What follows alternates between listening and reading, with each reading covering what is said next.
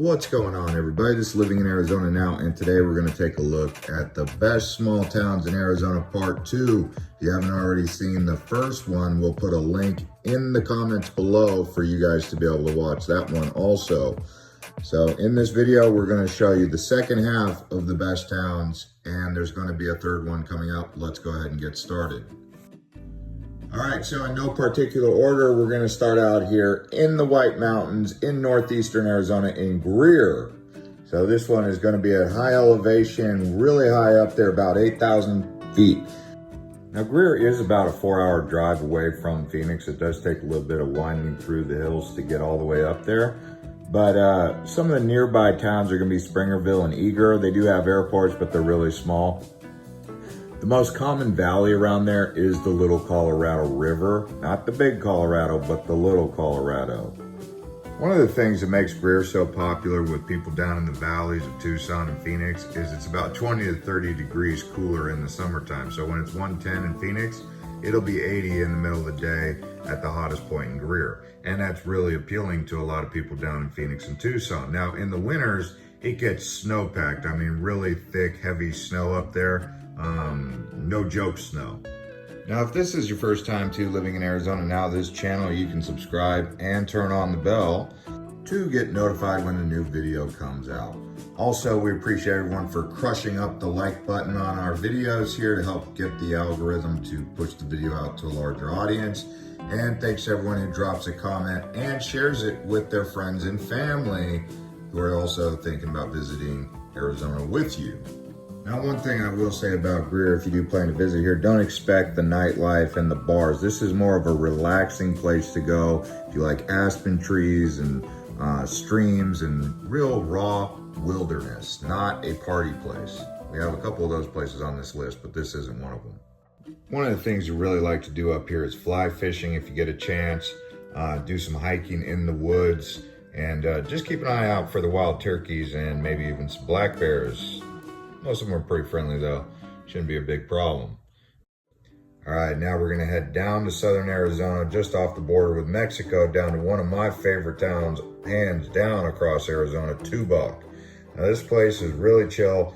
It's an old historic town. In fact, if you look back, way back in time, you'll find some serious information about Arizona history and the Spanish along the De Anza trail over here. So the De Anza Trail connects with Camino Real and the 21 missions over in California. Now it is about 30 to 40 minutes south of Tucson, a little bit further away from people in Phoenix. If you're trying to come down here from Phoenix, it's going to take you about 2.5 hours, sometimes a little less depending on traffic. But the big appeal out here is arts. If you're into wine drinking, wine tasting, and some of the finer things in life, especially understanding the art, culture, and the gastronomy of Arizona, you're gonna get that down here in Tubac. It's pretty lush too, considering it's a desert, but it's a lush desert kind of in a river valley here.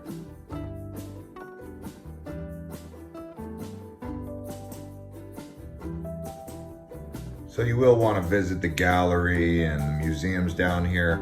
And if you head just south of here, you'll come across one of the missions. It's Tubac. So this is the Tubac National Monument here. Up the road about 40 minutes is the San Javier mission. So there's 2 missions in this area south of Tucson, but this one's a little bit further south towards Mexico. Tubac, you guys can check it out. It's still pretty well preserved, and in my opinion, I don't know why they don't talk about it more. I think it's an undervalued mission in all of the De Anza Trail. And if you guys are into horseback riding or do anything like that, there's a lot of that down here in Tubac. So wine tasting, art, and horseback riding, 3 things you'll want to check out when you come down here. All right, so next up on the list is actually my hometown, and I've actually been kind of hiding it from you guys a little bit, but this place really is amazing. It's in far north Phoenix. It's called Cave Creek. Some of you guys already know about the secrets of beauty of Cave Creek. Back here, they've got a lot of different high desert homes, and they have artists. They call them the Hidden in the Hill Artists Festival. So just like Tubac, you're gonna have a rich history from the mining and the cowboys and the frontier town, the great restaurants and food. But like I said, I grew up here. I know Cave Creek like the back of my hand. I was here for the first 18 years of my life, basically. So I'm gonna tell you guys a little bit more about this in one of the videos that's coming up. But we're just gonna kind of go through Cave Creek really quickly and show you some of the stuff they have up here. If you follow us on Instagram at Living in Arizona Now, you've already seen one of our posts from here. Cave Creek is growing pretty quickly. It's almost over 12,000 in population in this area. If you go to the neighboring town of Carefree, it's also booming all the way up into Desert Mountain where North Scottsdale kind of meets. There's a lot of people moving out here. Once they discover it, they're kind of like, wow, this is what I moved to Arizona for. That's why I kind of hide it, because once people see it, they're gonna wanna move here in droves. But being that I grew up out here in Cave Creek, one of the things that I really pride myself in about my hometown is the friendly people. The people up here are really relaxed. You know, it's easy to get along with people out here. And it takes a real special, unique person to not get along with people out here. That's how easy it is to get along. So just people come from far and wide, and they all just kind of get in step, and everyone just becomes friends, and it's, you know, they look out for each other up here in Cave Creek. And you see that old extinct volcano there, that's Black Mountain. To the east of Black Mountain is Carefree, to the north and west is Cave Creek.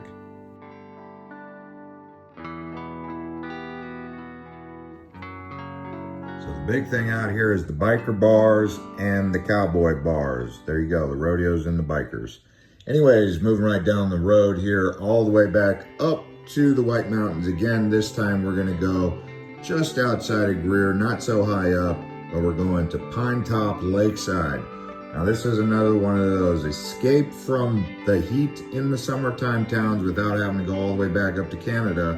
You go right on up here to Pinetop Lakeside. I've mentioned this in a couple of my other videos. I don't know if you guys know this or not, but some days out of the year, Arizona is known to have the coldest place in the nation and the hottest place in the nation. Now, typically when that happens, the coldest place is up here in the White Mountains, like around Greer and some of these areas over here by Mount Baldy. And then the hottest place would be somewhere around the Colorado River Valley, like Bullhead City, Lake Havasu City, or Yuma. But anyways, back to Pinetop Lakeside. So being that Pinetop Lakeside is a popular resort and second home area for many people from the valleys, the weather up here in the winter gets snowpacked. In the summer, it's beautiful, nice weather. We did have a big fire up here. Some of you guys may know about it in 2002, the Rodeo Chudesky fire. That was pretty bad. It threatened the town, and there was a lot of evacuations out there. So people do bring RVs and other mobile homes to live up here in some of these RV parks, but it's kind of hard to get a place up there because so many people are fleeing to get up there. Most of those spots are taken, but you don't necessarily have to buy a cabin or land up here to get a place. You bring your RV or mobile home.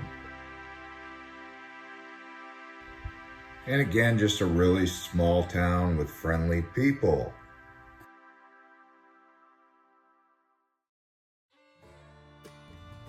All right, so anyways, we're gonna head northwest out of Phoenix to a town called Wickenburg. This was actually one of the original settlements. It's named after the man who founded and settled the Wickenburg area, which was a mining settlement, okay? So the main mining settlement is another ghost town just outside of town called the Vulture City Mine. And in fact, Wickenburg's history goes back to a point where it actually helped establish the farming industry in Phoenix, which made it to be a larger settlement, which it eventually would become. So a lot of Phoenix settlement and foundation and growth is owed to the settlement up here in Wickenburg. But you can see this is an old Western town.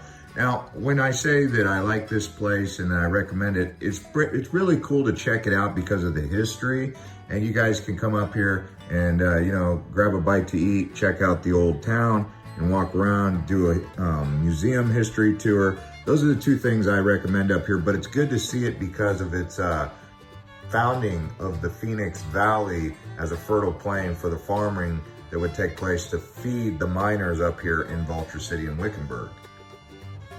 And being that it is a cowboy town, you can also ride horses up here. I really like the high desert environment. Just the natural topography is really nice.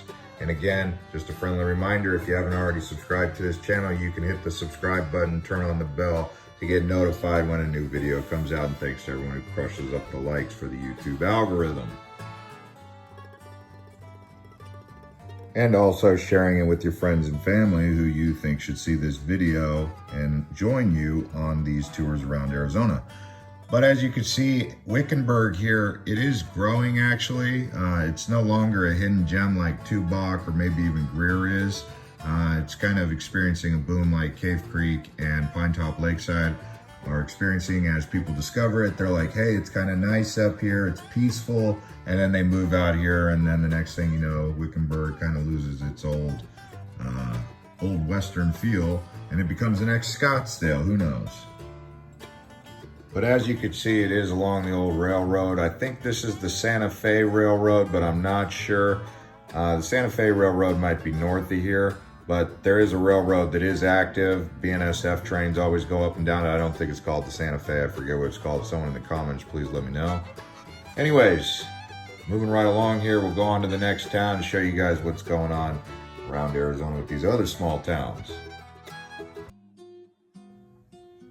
Now there is so many small towns around Arizona to feature and highlight, and we're going to keep doing that on the third and maybe even a fourth one because there is that many small towns to highlight. But this one here along the Route 66 is Winslow, Arizona. You know the song by the Eagles, standing on the corner in Winslow, Arizona, such a fine sight to see. Something like that, I don't know the words exactly, but this is Winslow. When you're up there going from Flagstaff, say towards New Mexico or maybe towards Meteor Crater, or even, I don't know, who knows, maybe you go into Petrified Forest or Eager or Greer, whichever way you want to go down that old Route 66 route. You come to Winslow, get out of the car, stop, take a picture, you know, do a little souvenir shopping at the corner markets, get out, stretch the legs. That's the kind of place that Winslow is. It's not a place to stay. I'm not saying go up there and get an Airbnb and do all that. I'm saying when you're looking for a cool place to go take some pictures and just stop in an old historical Route 66 site, that's what you're going to get over here in Winslow. Now, aside from the Route 66 history, there's also a lot of Native American trading posts out here that you may want to check out too. For me, I really enjoyed just cruising the road in between Flagstaff all the way out to New Mexico.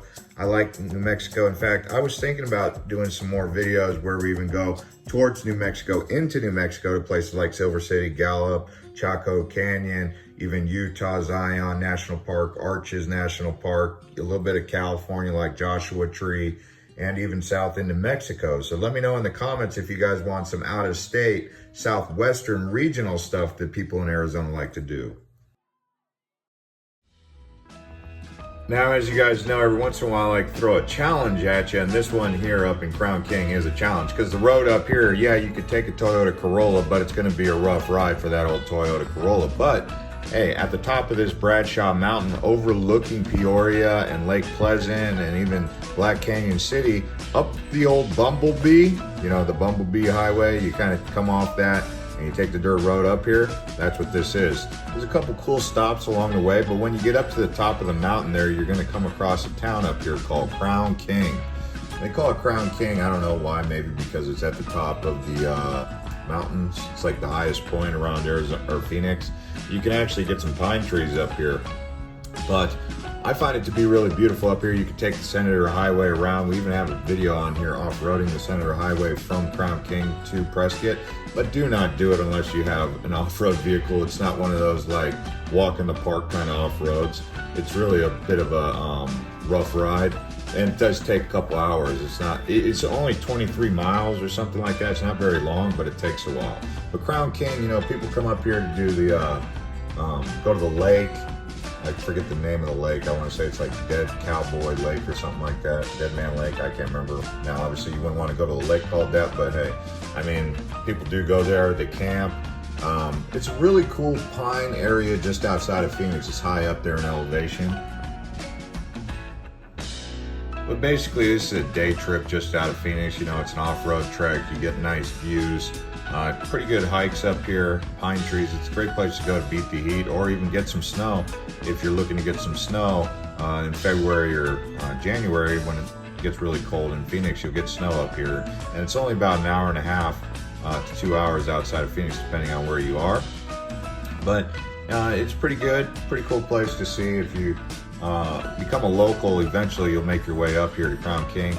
I like it. I mean, for me, it's a great spot. I've come here as a kid a couple times with my family, and even after being a kid, coming up here with my friends.